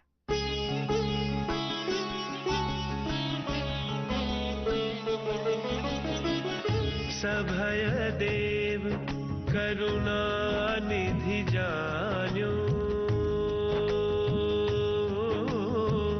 श्रवण प्रजंत सरासनुतान्यो, बिसिख निकर निसिचर मुख भरेऊ, तदपि महाबल भूमि न परेऊ, सरनि भरा मुख सम्मुख धावा, काल द्रोण सजीव जनु आवा, तब प्रभु को भी तीव्र सर दीना, घर ते भिन्न तासु सिर कीन्हा। राम सिया राम जय जय राम, राम सिया राम जय जय राम। देवताओं को भयभीत जानकर करुणा निधान भगवान राम ने कानों तक खींचकर बाणों का संधान किया। निशाचर कुंभकर्ण का मुख बाणों से भर गया, फिर भी वह महाबली राक्षस धरती पर नहीं गिरा। बाणों से भरा हुआ मुख लेकर वो राक्षस साक्षात काल के समान सामने दौड़ा।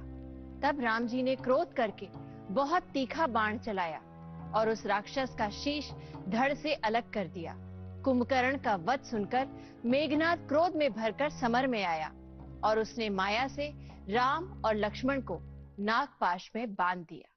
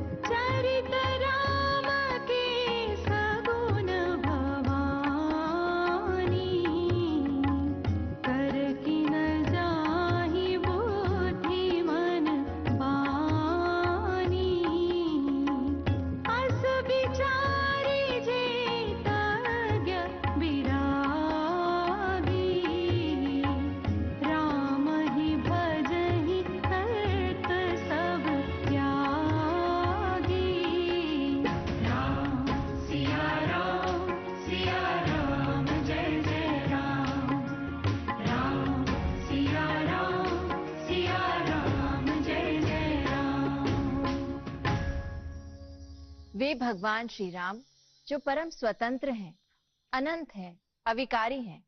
खर दूषण के शत्रु वही भगवान श्री राम नागपाश के वश में हो गए। युद्ध की शोभा बढ़ाने के लिए भगवान ने स्वयं को नागपाश में बंधवाया, परंतु ये देखकर देवता भयभीत हो गए। शिवजी पार्वती जी से कहते हैं कि हे भवानी, सगुण स्वरूप श्री राम के चरित्र, बुद्धि, बल और वाणी के द्वारा न कहे जा सकते हैं, न समझे जा सकते हैं। ऐसा विचार करके जो तत्व के जानने वाले ज्ञानी वैरागी हैं, वे सारे तर्क छोड़कर प्रेम भक्ति से राम जी का भजन करते हैं।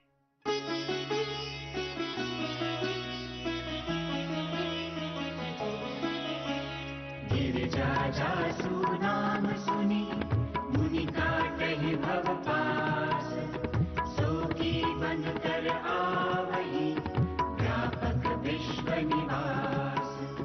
खगपति सब धरि खाए माया नाग बरूथ, माया विगत भय सब हर्षे वानर जूथ। जिसका नाम मात्र जपकर ऋषि मुनि भव बंधन काट डालते हैं, वो जगत व्यापी सारे विश्व का निवास स्थान परमेश्वर क्या किसी बंधन में आ सकता है? गरुड़ जी ने आकर सारे नागों का भक्षण कर डाला। राम जी लक्ष्मण जी सहित सचेत होकर उठ बैठे और सारी वानर सेना हर्षित हो गई। यहाँ भगवान ने ये लीला इसलिए रची क्योंकि उन्हें अपने सदा के संगी गरुड़ देव को अपनी इस लीला का सहभागी बनाना था। नागपाश से मुक्त होते ही लक्ष्मण जी ने भयंकर क्रोध किया और युद्ध में मेघनाद का वध कर दिया। कुंभकर्ण और मेघनाद के मारे जाने पर रावण के पास और कोई विकल्प नहीं था और वो स्वयं युद्ध के लिए रणभूमि में खड़ा हुआ। युद्ध के लिए प्रस्थान करते समय प्रकृति ने बहुत सारे संकेत देकर रावण को उसके विनाश की सूचना दे दी और वो युद्ध करने लगा।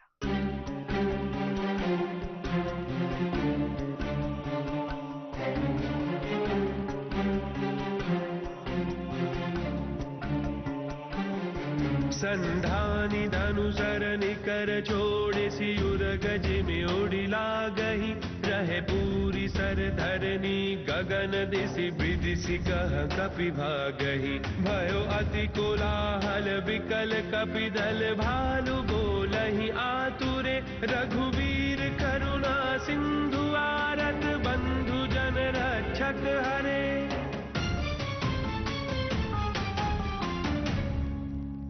उसने धनुष पर संधान करके बाणों के समूह छोड़े।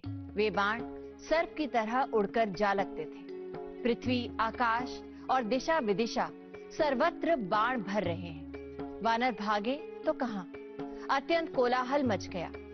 वानर भालुओं की सेना व्याकुल होकर आर्त पुकार करने लगी।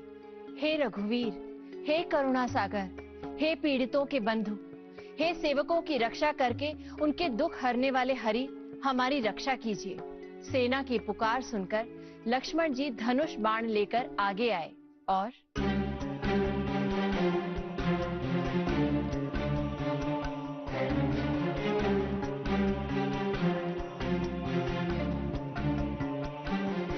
आतुर बहोरी विभंजी स्पंदन सूत हति व्याकुल कियो, गिर्यो धरनी दस कंधर विकल तर बान सत बेधो हियो। सारथी दूसर घाली रथ ते ही तुरत लंका लई गयो, रघुवीर बंधु प्रताप पुंज बहोरी प्रभु चरणन हिनयो।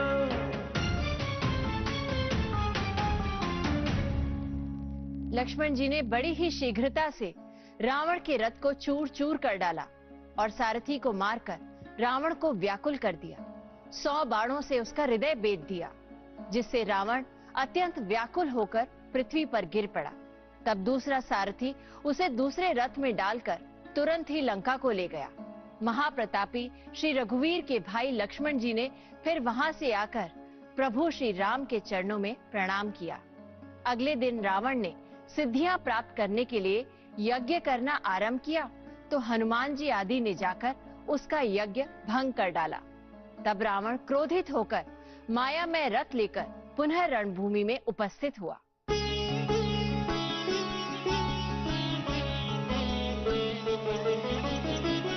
देवन प्रभु ही पया दे देखा,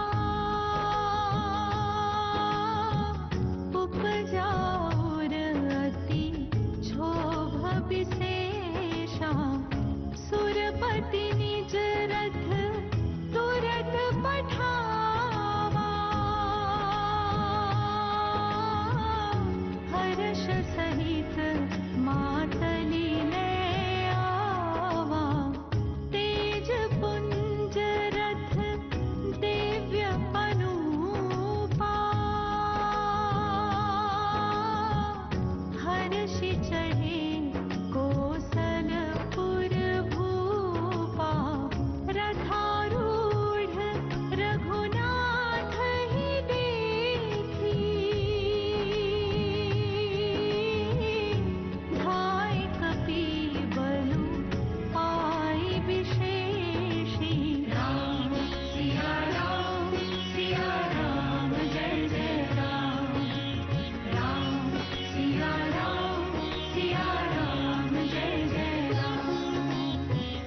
देवताओं ने प्रभु श्री राम को बिना रथ के पैदल ही देखा तो उनके मन में बड़ा दुख उत्पन्न हो गया।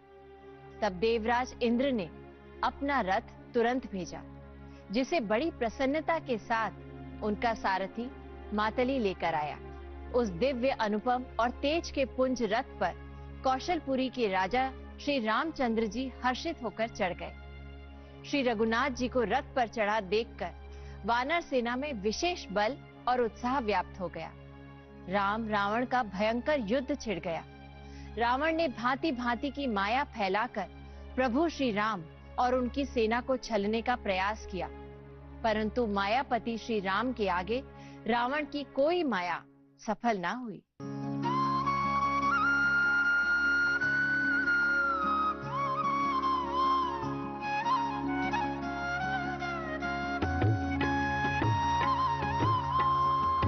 तीस तीर रघुवीर पवारे, भुजन समेत शीस मही पारे। काटत ही पुनि भय नबीने, राम बहोरे भुजा सिर छीने। प्रभु बहुबार बाहु सिर है, कटत झटित पुनि नूतन भय। रहे छाए नभ सिर रुबाहु, मानहु अमित केतु अरुराहु। राम सिया राम जय जय राम। राम सिया राम जय जय राम। भगवान श्री राम ने 30 तीर एक साथ मारे और 20 भुजाओं के साथ रावण के 10 सिर काटकर पृथ्वी पर गिरा दिए। सिर और हाथ काटते ही फिर नए उगाए। श्री राम जी ने फिर भुजाओं और सिरों को काट डाला। इस प्रकार राम जी ने बहुत बार भुजाएं और शीश काटे, परंतु काटते ही तुरंत नए होकर फिर निकल आते। आकाश में सिर और बाहु ऐसे छा गए मानो असंख्य केतु और राहु प्रकट हो गए हों। ये देखकर रावण का अभिमान और बढ़ गया और उसने एक प्रचंड शक्ति विभीषण की ओर मारी, जिसे राम जी ने आगे बढ़कर स्वयं पर ले लिया। भगवान की शरणागत वत्सलता का एक सर्वोच्च उदाहरण।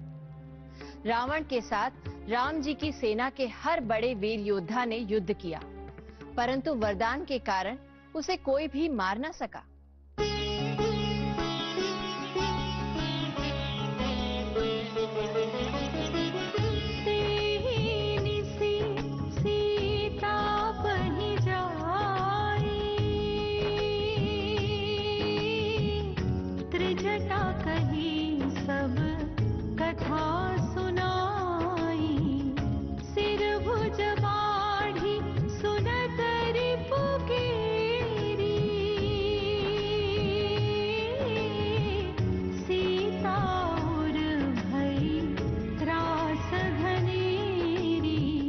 रघुपति सर सिर कटे हूँ न मरई,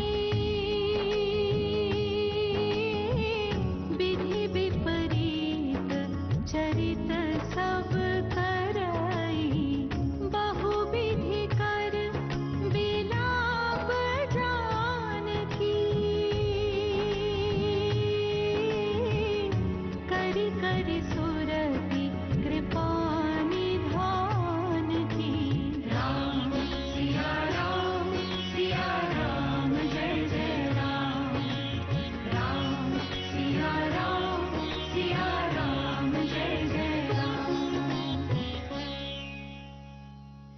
ये सारी अद्भुत घटना त्रिजटा ने उस रात जाकर सीता जी को कह सुनाई। सिर और भुजाओं का इस प्रकार बढ़ना सुनकर सीता जी के हृदय में बड़ा दुख और भय उत्पन्न हो गया। श्री रघुनाथ जी के बाणों से सिर काटने पर भी वो नहीं मरता। विधाता इस समय सारे चरित्र उल्टे ही कर रहा है। सीता जी रघुनाथ श्री राम जी को याद करके तरह तरह से विलाप करने लगी। अगले दिन के युद्ध में रावण ने वैसे ही माया का विस्तार किया और ऐसा लगने लगा कि उसे मारना असंभव है। तब विभीषण ने राम जी को बताया कि रावण के नाभि कुंड में अमृत है, जिसके कारण उसके सिर और भुजाएं कटने के बाद भी नए निकल आते हैं।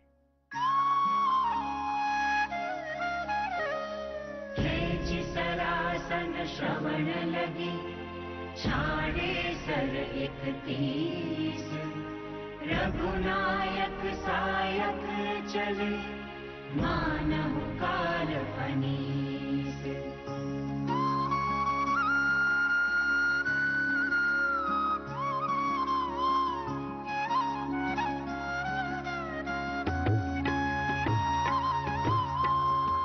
सायक एक नाभि सर सोषा, अपर लगे सिर भुज करि रोषा।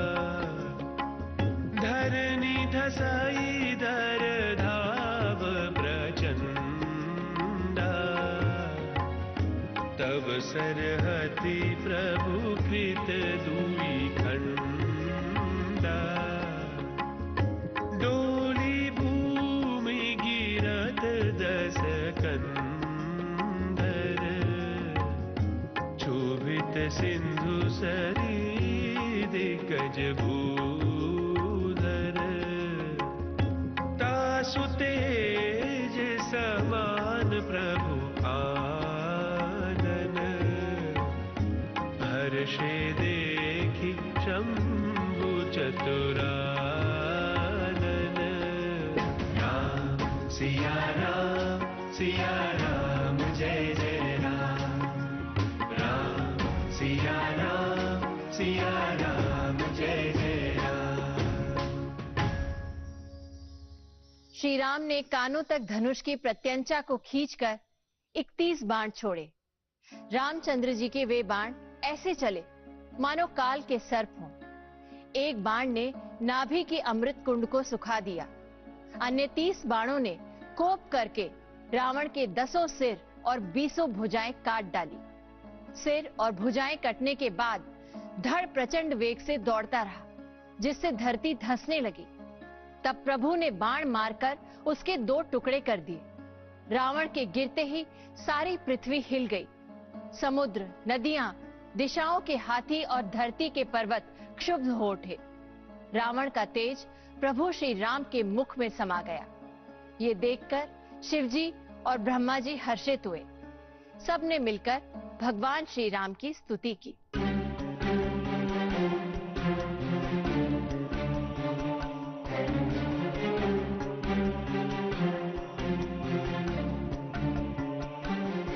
जय कृपा कंद मुकुंद द्वंद हरन सरन सुख प्रद प्रभु, कल दल विदारन परम कारण कारुणिक सदा विभो। सुर सुमन बरषहि हर्ष संकुल, बाज दुंदुभि गह गही। संग्राम अंगन राम अंग अनंग बहु शोभा लही।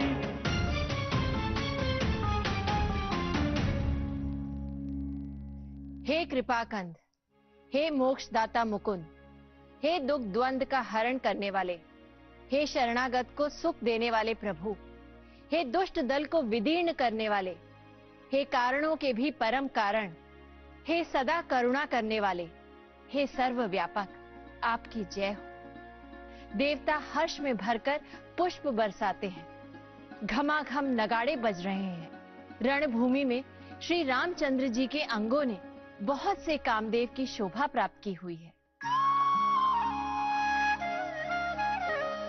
मंदोदरी आदि सब देई तिलांजलि ताहि, भवन गई रघुपति गुण, गन बरनत मन माहि।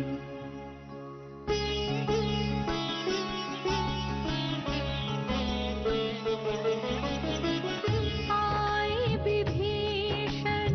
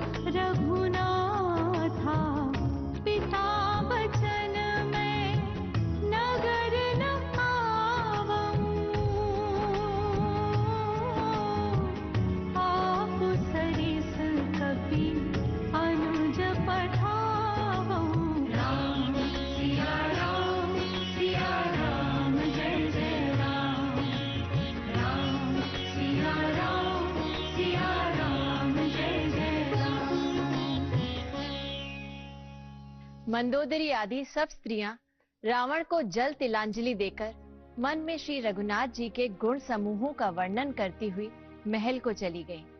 सारा क्रिया कर्म करने के बाद विभीषण ने आकर पुनः राम जी को सिर झुकाया। तब कृपा के समुद्र श्री राम जी ने छोटे भाई लक्ष्मण जी को बुलाया और कहा कि तुम वानर राज सुग्रीव, अंगद, नल, नील, जामवंत और हनुमान सब नीति निपुण लोग मिलकर विभीषण के साथ जाओ और उनका राज तिलक करो। पिताजी के वचनों के कारण मैं नगर में नहीं आ सकता, इसलिए अपने ही समान वानरपति और छोटे भाई को भेज रहा हूँ। रावण विजय के बाद राम जी ने पहले विभीषण का राज तिलक किया, फिर हनुमान जी को सीता जी के पास भेजा।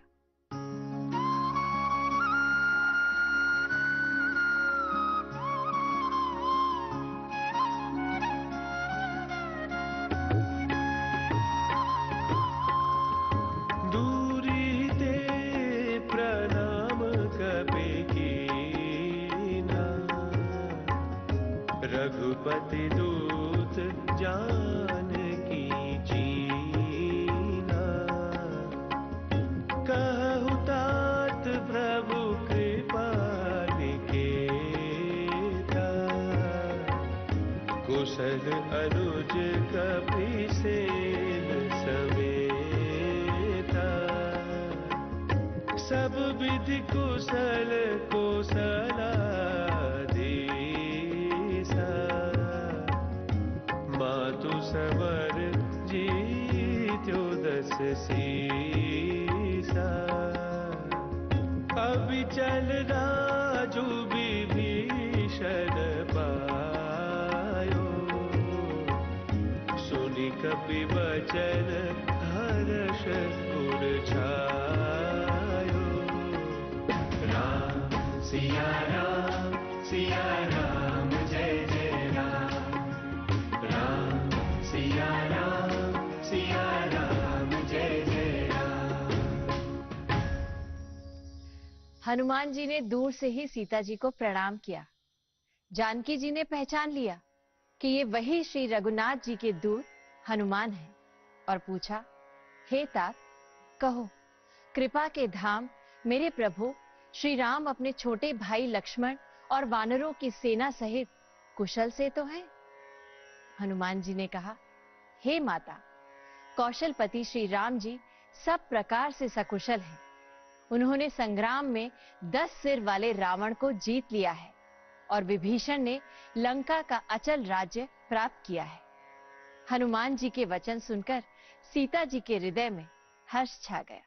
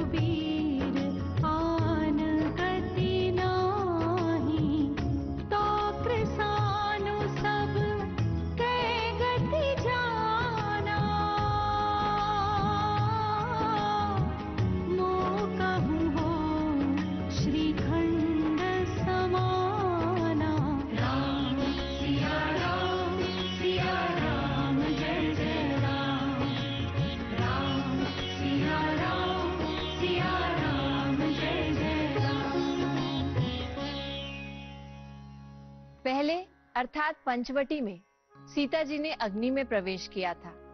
अब छाया सीता को विश्राम देकर उन्हें वापस लाना था, इसलिए पहले सीता जी की अग्नि परीक्षा हुई।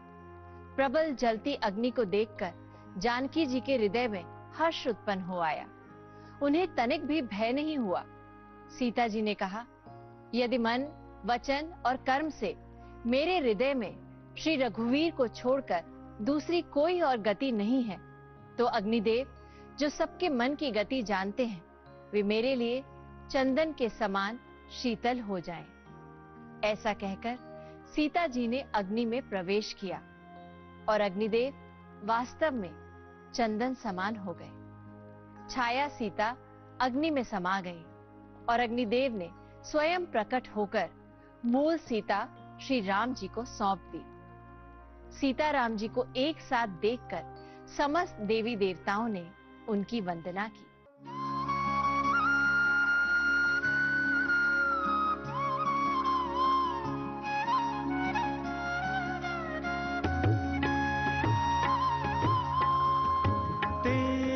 अवसर दशरथ तह आए, तनय बिलोकी नयन जल छाए।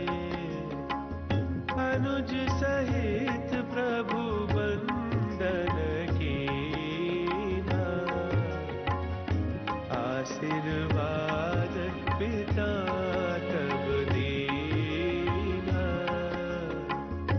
ताते उमा मोक्ष नहीं पायो, दशरथ भेद भगति मन लायो। सगुणोपासक मोक्ष न ले, तिन्ह कहु राम भगति निज दे। सिया राम जय जय राम। राम सिया राम जय जय राम। उसी समय दशरथ जी स्वर्ग से वहां आए। पुत्र श्री राम को देखकर उनके नेत्रों में जल भर आया। छोटे भाई लक्ष्मण जी सहित प्रभु श्री राम ने उनकी वंदना की और पिता ने उनको आशीर्वाद दिया। दशरथ जी ने भेद भक्ति में अपना मन लगाया था, इसलिए भगवान का पिता होने के बाद भी उन्होंने मोक्ष नहीं लिया। सगुण स्वरूप की उपासना करने वाले भक्त मोक्ष लेते भी नहीं हैं। उनको श्री रामचंद्र जी अपनी अचल भक्ति देते हैं। रावण विजय पर देवराज इंद्र ने भगवान श्री राम की स्तुति की। दे भक्ति रमा निवास त्रास हरन सरन सुखदायकम।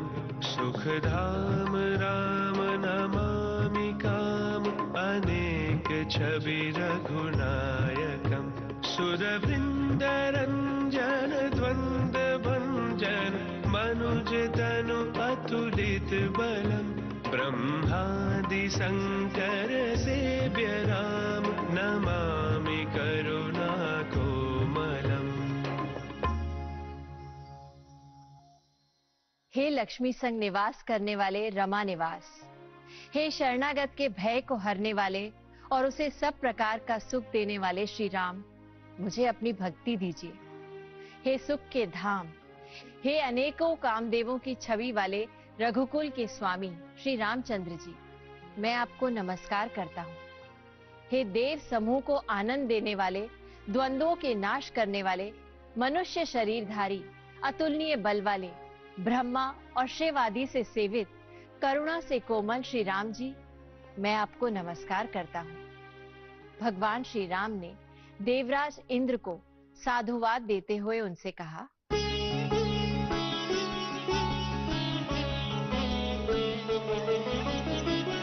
मम हित लागी तजे इह प्राणा, सकल जियाओ सुरेश सुजाना। सुधा बरसी कपि भानु जियाए, हर्षि उठे सब प्रभु पहि आए। सुधा पृष्टि भई दुहु दल ऊपर, जिए भालू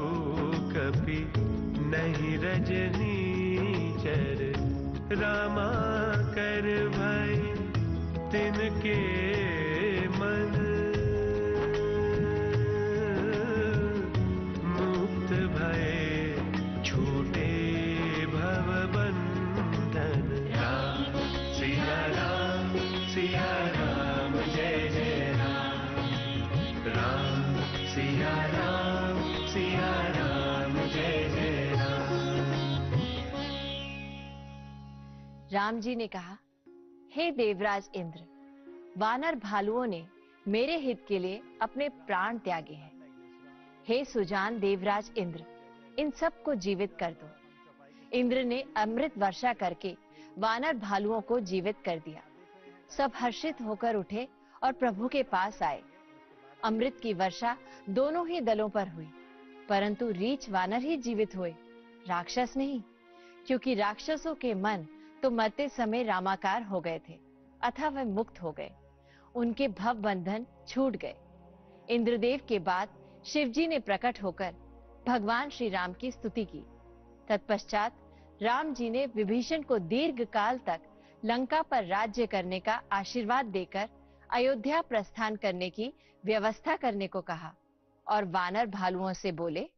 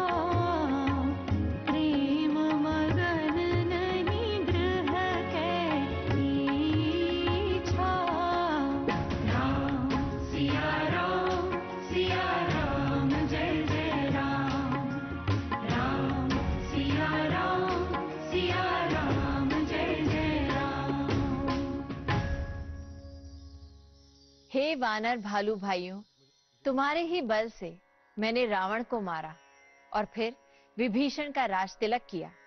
अब तुम सब अपने अपने घर जाओ। मेरा स्मरण करते रहना और किसी से डरना नहीं। प्रभु के ऐसे वचन सुनकर वानर भालुओं ने कहा, प्रभु, हम लाज के मारे मरे जा रहे हैं कि कहीं मच्छर भी गरुड़ का हित कर सकते हैं। श्री राम जी का रुख देखकर रीछ वानर प्रेम पे मगन हो गए। उन्हें अपने घर जाने की इच्छा ही नहीं हुई। कहीं न सकहीं कछु प्रेम बस, भरी भरी लोचन बारी। सन्मुख चित वही राम तन, नयन निमेष निहारी। वे कुछ कह नहीं सके, बस प्रेम वश नेत्रों में जल भर भर कर टकटकी लगाए सम्मुख होकर श्री राम जी की ओर देख रहे हैं।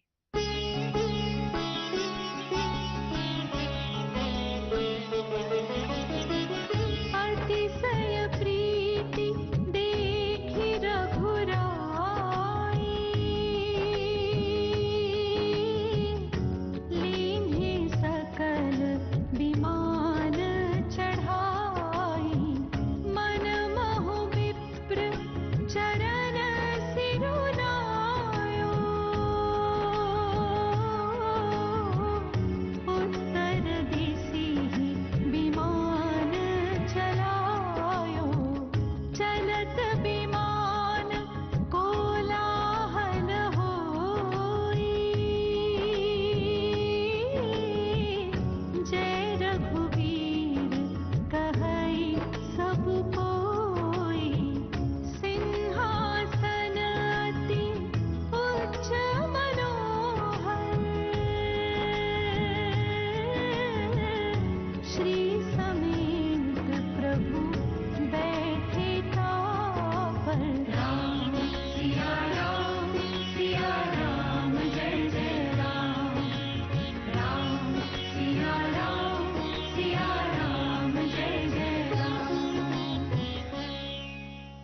श्री रघुनाथ जी ने उनका अतिशय प्रेम देखकर सबको विमान पर चढ़ा लिया।